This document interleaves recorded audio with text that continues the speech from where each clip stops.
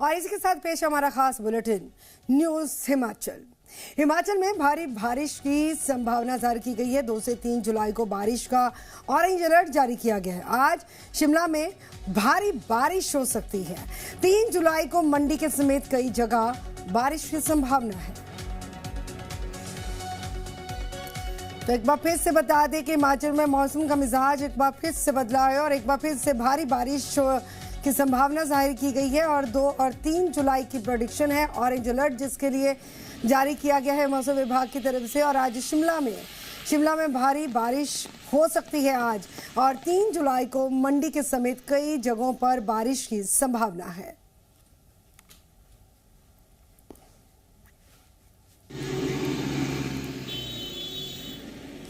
तो संदीप हमारे साथ जुड़ चुके हैं। संदीप, येलो अलर्ट जारी किया गया ऊना और बिलासपुर में और शिमला में भारी बारिश की प्रेडिक्शन है। 3 जुलाई को मंडी में और कई जगहों पर बारिश की प्रेडिक्शन है।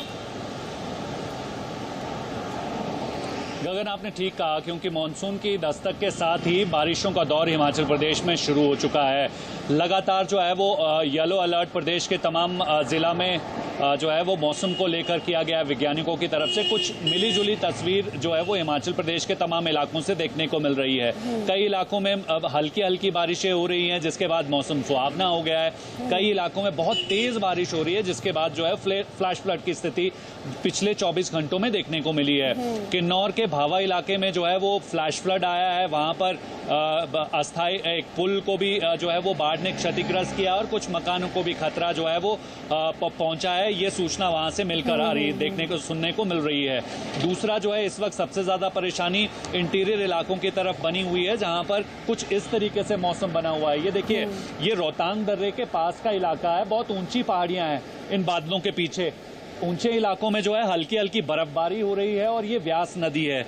और जब बाढ़ आती है तो आपने देखा पिछले 3 सालों में इतना तबाही का मंजर इस व्यास नदी ने जो है वो मचाया था जिसका नुकसान आज भी लोग नहीं भूले हैं और आज भी कई सारे इलाके जो हैं वो फ्लड प्रोन की जद में हैं। आपने ग्राउंड जीरो पर तब भी पूरा कवर किया था। आपने जैसे कि बताया कि बहुत सारी खामियां थी, कमियां थी प्रशासनिक स्तर पर जो समय रहते उस वक्त जो है वो मुकम्मल नहीं की गई थी।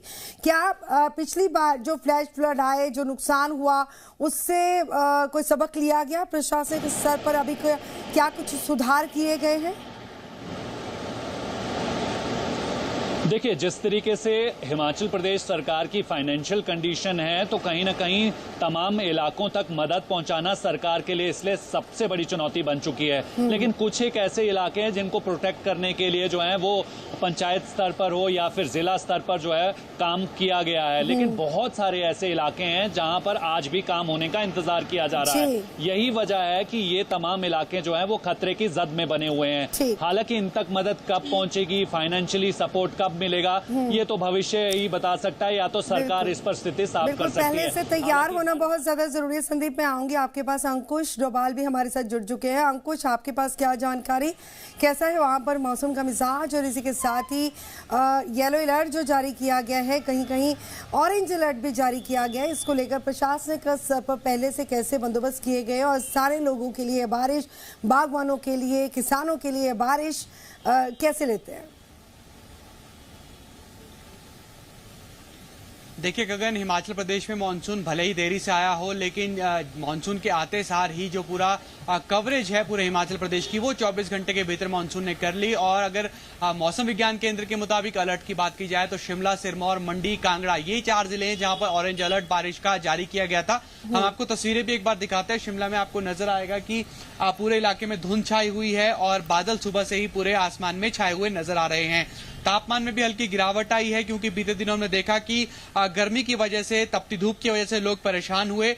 लेकिन ये राहत जरूर है और राहत के साथ हमने देखा है कि आफत भी हिमाचल प्रदेश में लंबे वक्त से देखने के लिए मिल रही है और उसे लेकर तमाम तैयारियां पूरी होने के दावे किए जा रहे हैं। और इसकी जो आफत है वो इस तरह की है कि राज्य भर में 135 सड़कें बंद हैं और अभी फिलहाल ये जो बारिश है ये किसानी और बागवानी के लिए फायदेमंद है। लेकिन अगर ओलावृष्टि होती है या फिर तेज हवाएं चलती है तो उससे किसानी और बागवानी को भी भारी नुकसान झेलना पड़ता है। ठीक है, बहुत शुक्रिया अंकुश फिलहाल तक की जानकारी के लिए। संदीप, आपका भी बहुत शुक्रिया हमारे साथ जुड़ने के लिए।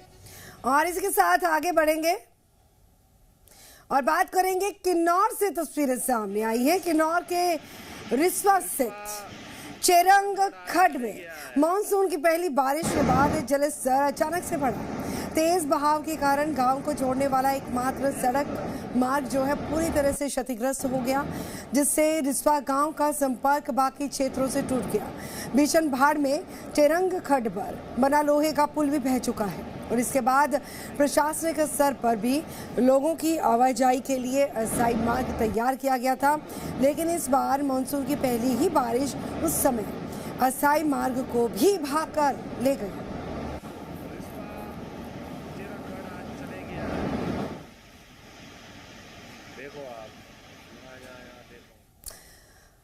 और इसी के साथ रुक करेंगे लाहौल स्पीति के जालमा नाले का, जहां पर बाढ़ आई और उसके बाद हालात अभी भी सामान्य नहीं हो पाए हैं।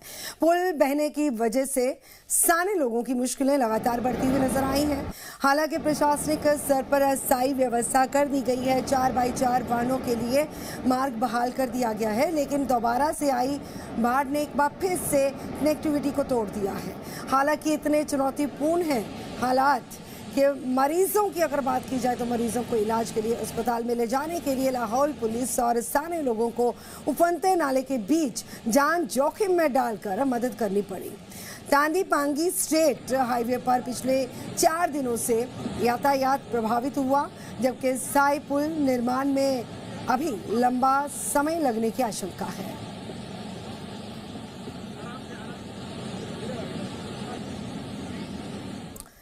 और इसी के साथ बात करेंगे हिमाचल प्रदेश में मानसून ने दस्तक दे दी है और पूरे प्रदेश में मानसून ने अपनी जद में जो पूरा इलाका लिया, कई इलाकों को क्षतिग्रस्त भी किया। तो मौसम विज्ञान केंद्र के अनुसार इस बार मानसून अपने तय समय से करीब 5 दिन की देरी से पहुंचा है, लेकिन आगामी 5 से 7 दिनों तक इससे बेहद एक्टिव होने की संभावना भी है।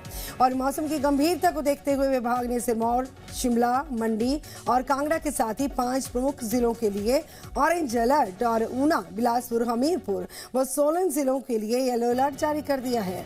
पिछले 24 घंटों के दौरान ये बता दें कि प्रदेश के लगभग सभी हिस्सों में हल्के से मध्यम बारिश जो दर्ज की गई है, जबकि कांगड़ा जिले के कई क्षेत्रों में भारी बारिश हुई है, जहां पर अधिकतम वर्षा लगभग 10 सेंटीमीटर तक रिकॉर्ड की गई।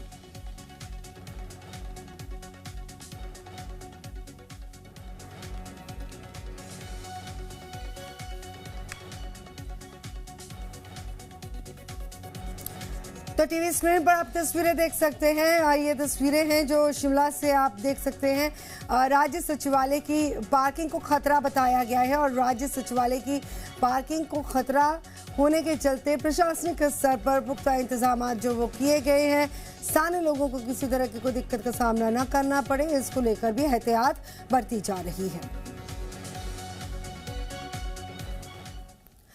और इसी के साथ बात करेंगे चंबा के पांगी का रुख करेंगे, जहां पर बारिश से काफी नुकसान हुआ है।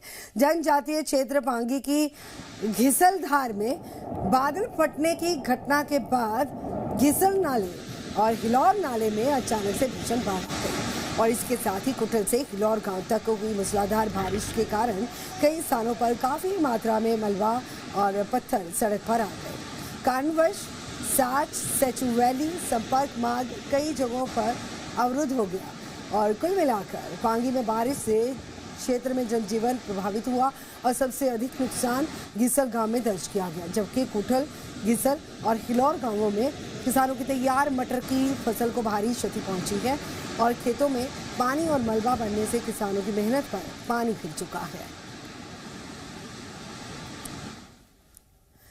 तो हिमाचल में मानसून की एंट्री ने ही तबाही मचानी शुरू कर दी है। चंबा में भारी बारिश के बाद कई गांवों में बाढ़ जैसे हालात बन चुके हैं और घर के अंदर मलबा भरने से रोजमर्रा की चीजें बर्बाद हो चुकी हैं, जबकि मलबे से मकान बहने का खतरा भी पैदा हो चुका है। सारा पानी रोड का जो देखो घर में आ रहा है।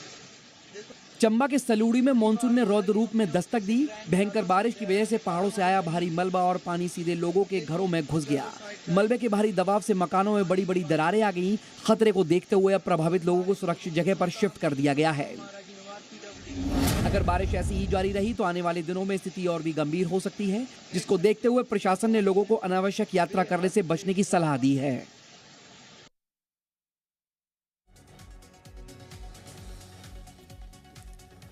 और इसी के साथ बात करेंगे हिमाचल में बारिश से आम जनजीवन पूरी तरह से प्रभावित हो चुका है और राज्य भर में 46 सड़कें बंद पड़ी है। 181 स्थानों पर बिजली आपूर्ति भी बाधित हुई है। जिला कुल्लू की अगर बात की जाए तो सबसे ज्यादा 18 सड़कें जो है वो बंद पड़ी हैं। पूरे प्रदेश में फिलहाल पानी की सप्लाई सुचारू है। हिमाचल में 6 जुलाई तक मौसम खराब रहने का पूर्वानुमान है।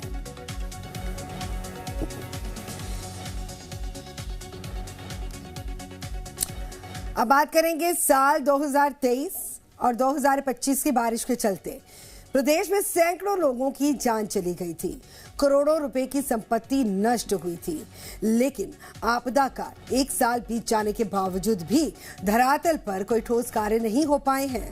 कुल्लू के उपमंडल बंजार की सेंज घाटी की अगर बात की जाए तो यहाँ पर साल 2023 और 2025 की आपदा में कई लोगों की जान चली गई, करोड़ों रुपए की संपत्ति नष्ट हो गई। ऐसे में एक साल बीतने के बाद भी यहाँ पर हालातों में किसी तरह का कोई सुधार नहीं हो पाया। ग्रामीणों का कहना है कि जब आपदा आती है तो सहानुभूति जताने के लिए प्रशासन और सरकार के प्रतिनिधि यहाँ पर पहुँच जाते हैं, लेकिन उसके बाद घाटी को भूल जाते हैं। और 2025 की आपदा के बाद से लेकर अभी तक यहाँ पर कई सड़कें बंद पड़ी हुई हैं और लोगों को पैदल चलने के लिए मजबूर होना पड़ रहा है।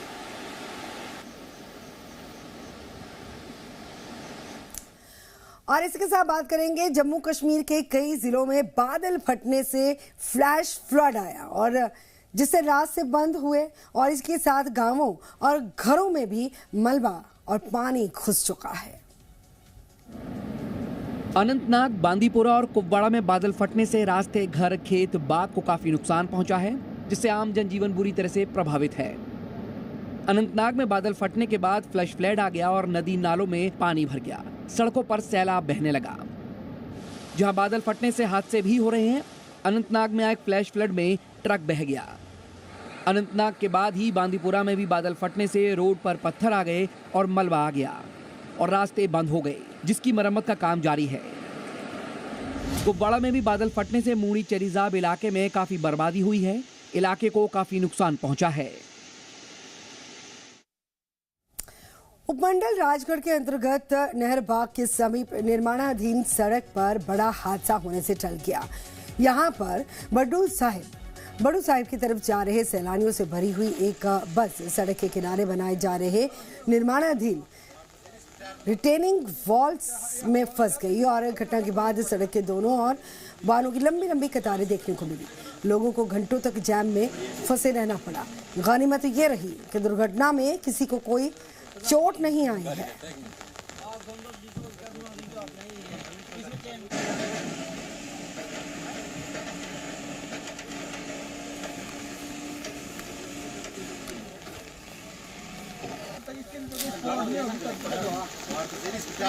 जब तक इसके नीचे हवा में है तो इसके नीचे हल्का सा वजन पड़ेगा।